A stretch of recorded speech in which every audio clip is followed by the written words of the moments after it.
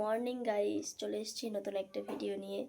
সবাই কেমন আছো? আশা করছি খুব ভালো আছো। আমিও ভালো আছি, কিন্তু তার মধ্যে থেকেও ঠান্ডাটা খুব খুব ধরে গেছে, কাশি হচ্ছে। আমার বিছানা গোছানো কমপ্লিট, মোটামুটি গুছিয়েছি, ভালো লাগছিল না, একটু আগেই উঠেছি। আর আজকে বাবার বিছানাটা বাবা নিজেই গুছিয়েছে, যার হাল হচ্ছে এটা। বাবা বাইরে কাজ করছে, কাজ হচ্ছে, এই যে শাটারিংয়ের কাজ করছে বাবা। আর এদিকে ঘর বারান্দা সব মোছা হয়ে গেছে, টেবিল মুছে নিয়েছে, ভাত বসিয়ে দিয়েছি ওখানে। দিয়ে আগের দিনকে তোমাদের বলছিলাম যে চিংড়ি মাছ দেখিয়েছিলাম, যে বাবা চিংড়ি মাছ এনেছে, তার সাথে আর একটা চিকেন নাকি এনেছিল, বুঝতে পারছিলাম না। তো এখানে দেখলাম যে না, চিকেন নয় বাবা। আমি চিকেন ছিল বলেই মানে একদিন খুলে দেখিনি যে না চিকেন আছে, থাক, মা তো বাড়িতে নেই, ওরা বাড়িতে আসুক তারপরে হবে। কিন্তু না, এখানে বাবা পাঙাশ ট্যাংরা এনেছে। যাই হোক, সেটা বরফ ছাড়ানোর জন্য রেখে দিয়েছি। এদিকে ভাত হচ্ছে, তো চলো সবজিগুলো কেটে নেওয়া যাক, কী দিয়ে কী রান্না করব। তো বন্ধুরা, যা বাজার ছিল এর মধ্যে চিচিঙ্গা ছিল, কালকে তরুল রান্না করেছিলাম, ভেন্ডি রান্না করেছিলাম। কালকে শরীরটা এতটা খারাপ ছিল যে আমার দ্বারা সম্ভব ছিল না ভিডিওটা করা, মানে একা হাতেই করি তো, কেউ করে দিলে তবুও দেখানো যেত, একা একা মানে সত্যি সম্ভব হয়নি। তো আজকে একটা চিচিঙ্গা নিয়ে বসে বসে বাবাকে জিজ্ঞেস করছি যে বাবা, মারা কি আজকে আসবে? বাবা বলছে আমাকে তো জানায়নি। তো ফোন করে জেনে নিলাম মারা বেরোচ্ছে, তাই দুটো চিচিঙ্গা নিয়ে নিয়েছি। আজকে চিচিঙ্গা রান্না হবে, মানে ভাজি করব। ওদিকে ভাত হচ্ছে।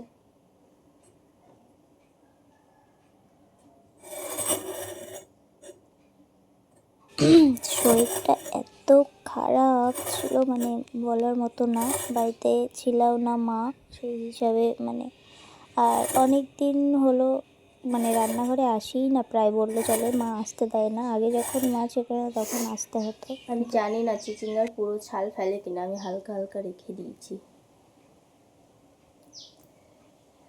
অনেক দিন রান্না করি না, জানিও না যে ফেলে কিনা।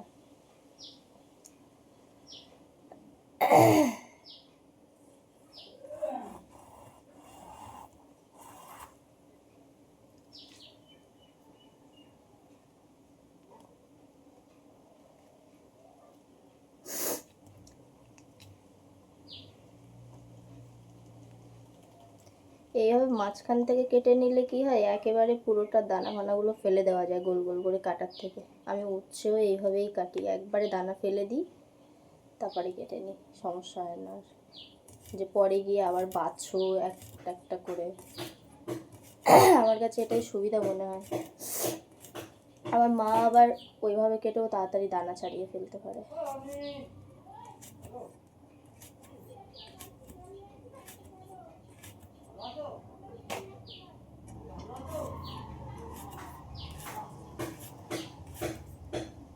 মানে সব সময় তো রান্নাঘরে আসা হয় না, সেই হিসাবে যখন মা থাকে না, বাড়ি থাকে না, বা কোথাও কোনো কাজ থাকে বাড়িতে, মা রান্না করতে পারে না, তখনই আর কি রান্নাবান্না সবজিগুলো করা হয়। একটা না করলে একটা ব্যাপার আলাদা, আর না করলে তাই বলে এমন নয় যে জানি না বা করতে পারবো না।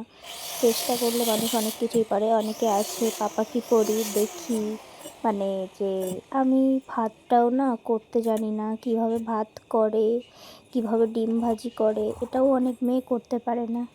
যাই হোক, গ্রামের মেয়ে আমরা, সব কিছুই আমাদেরকে শিখে রাখতে হবে। গ্রাম শহর বলে ব্যাপার নয়, মেয়ে মানেই আমার মনে হয় নিজের কাজ নিজে করা বা শেখা ভালো। পড়াশোনার কারণেও বাইরে থাকতে হয়, তো সেই সূত্রে শিখে রাখাটা সব থেকে ভালো।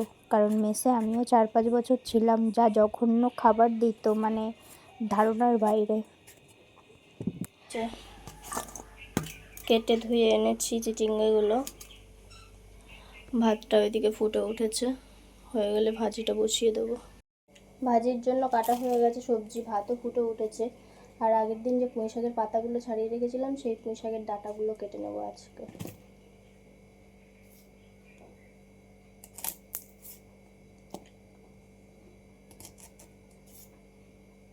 এই পুঁই শাক দিয়ে, আলু দিয়ে, টমেটো দিয়ে, মাছের দিয়ে ঝালটা করব, তরকারিটাই হবে।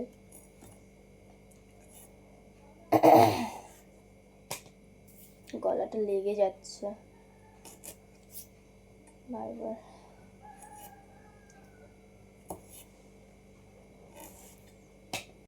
পাঙাশ ট্যাংরার সাথে মানে পুঁই শাক, আলু, টমেটো এগুলোই খুব ভালো যায়।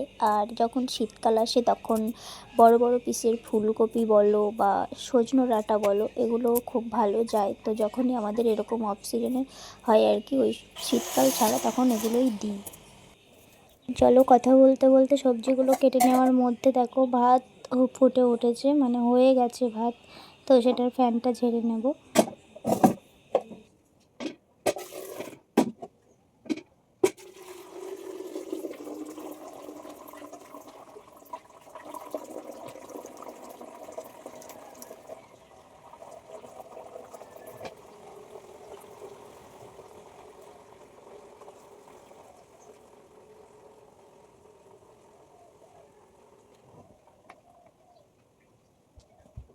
এখানে কড়াই বসিয়ে দিয়েছি, তার মধ্যে তেলটাও দিয়ে দিয়েছি।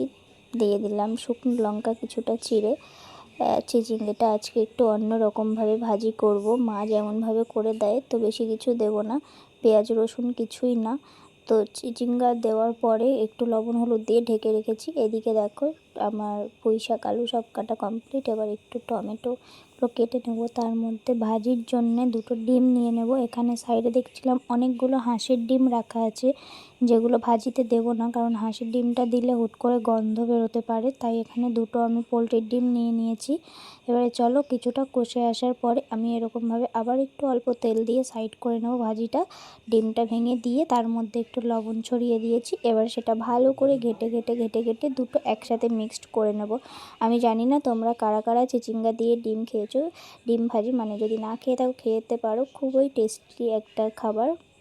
এখানে কথা বলতে বলতে যে পাঙাশ ট্যাংরাটা আমি জলের মধ্যে ভিজিয়ে নিয়েছি বরফ ছাড়ানোর জন্য। আর বাবা কাজ করছিল, চলে এসছে, যেহেতু সকালে খাওয়ার টাইম হয়ে গেছে। তো এখানে ভাত তরকারি সব গরম করে নিয়েছি রাতে, নিয়ে খেয়ে নিলাম। খাবার দাওয়ার পরে মাছগুলোর বরফ ছাড়িয়ে নিয়েছি, এবারে সেটা ভেজে নেব। এক এক করে দিয়ে দিয়েছি ভাজতে। তো এইখানে দেখো আমি রান্নার মধ্যে থেকে এসে দেখি রানী খাঁচাতে নেই। তো গিয়ে দেখি ওই যে দূরে দেখো দাঁড়িয়ে আছে, এই যে একটা মাত্র মানে মানুষ, যে আমার বাবা, যার কাছে ও নির্ভয়ে থাকে। আমরা সবাই চেপে টেপে ধরি, আমাদেরকে কামড়ায়। ও আমাদের কাছে খুব একটা গায়ে আসে না। ও বাবা যেখানে থাকে ও সেখানে ডাকলেই চলে যায়, বাবার কাছে ধরা দেয় খুব। আর তো চলো স্ক্রিপ্ট দেখিয়ে দিলাম। দেখানোর পরে দেখো এখানে আমি মাছটা ভাজছি, এদিকে ধুয়ে এনেছি তরকারি। আর এদিকে এই যে বেচারিগুলোকে খাওয়া দেওয়া হয়নি বলে তারা এসে এসে একবার করে দেখছে যে আমাদের মালিকের রান্না কত দূর, মানে মানুষের মতো। তো দেখো মাছ ভাজা কমপ্লিট হয়ে গেছে। মাছটা না, এই মাছটা ভাজতে আমি খুবই ভয় পাই, ভীষণ ফাটে। তো দেখো কথা বলতে বলতে আমি এখানে সব পেঁয়াজ রসুন আদা সব কিছুই দিয়ে দিয়েছি কষাই করে। আমার রান্নাটাও কমপ্লিট হয়ে গেছে। তো স্নান কমপ্লিট করে আমি এখানে একটু নেল পালিশ পরেছিলাম নখে। তো এই হলো আজকের তরকারি। কেমন মানে হয়েছে বলো, ভালো লাগলে অবশ্যই লাইক কমেন্ট শেয়ার। টাটা।